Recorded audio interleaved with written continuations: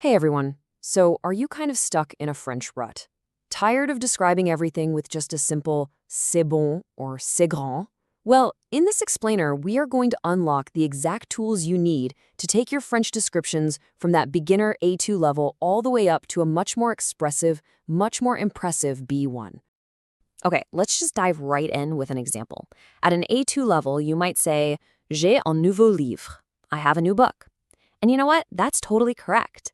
But a B1 speaker adds so much more flavor. They might say, Ce livre est plus intéressant que le vieux. This book is more interesting than the old one. See that jump? That's the upgrade in detail we're going for today. So many of us who learn French hit what I like to call the descriptive plateau. You know that feeling, right? Where you know the basic grammar, you can make a sentence, but everything you describe just feels a little flat. Your sentences are correct, sure, but they're missing that flair that makes conversations really pop. If this sounds like you, then you are in exactly the right place. So how do we break through that plateau? It's all about having the right tools. Think of it like a toolkit. We're going to give you 3 super powerful grammatical tools that are going to totally change how you describe the world in French. Your language is about to get so much richer. All right, tool number 1 is all about getting a handle on irregular adjectives.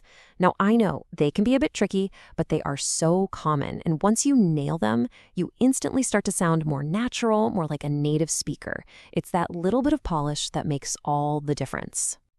So what's the big secret with these adjectives? A lot of it comes down to a concept called vowel harmony. And don't worry, it sounds way more complicated than it is. Just think about how in English we say an apple instead of a apple. We do it because it just flows better, right? Well, French is the same kind of thing. It changes certain masculine adjectives before a vowel to avoid a clunky sound. So instead of beau, you get the much smoother belle. Just take a look at this table. It lays it all out perfectly. For beautiful, you've got beau before a consonant, like in un beau jardin. But put it before a vowel, like in un bel arbre, and it changes to belle. It's the exact same logic for vieux, which becomes vieil, and nouveau, which becomes nouvelle. Getting these down is a total game changer, I promise. Okay, now that we're making our individual descriptions sound amazing, let's grab our second tool, the art of comparison.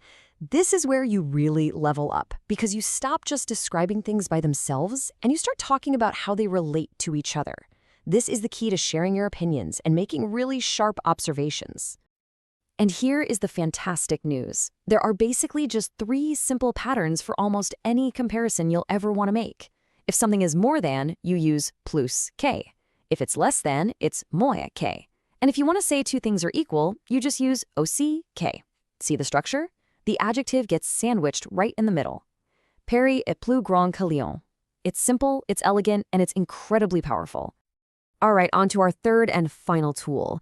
This is the one that takes you to the absolute peak of description.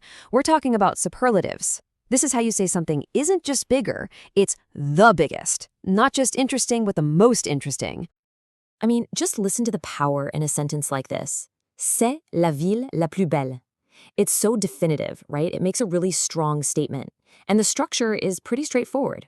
You just use le, la, or les, plus the word plus, or moins, right before the adjective. This little formula lets you crown anything as the most or the least of something. But just like in English, French has a couple of major exceptions you've got to watch out for. You don't say plus bon for better. Nope. The word bon completely changes to meilleur. And for the best, it's le meilleur. In the same way, mauvais, which means bad, becomes pire for worse, and le pire for the worst.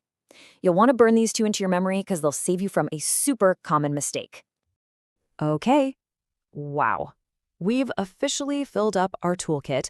We have our irregular adjectives, our comparatives, and our superlatives. But you know, just knowing the rules is really only half the battle. Now, we've got to take this stuff out of the textbook and bring it into the real world, into actual conversations. So how do you actually master all this? By using it all the time. Grab a friend and compare your favorite cities.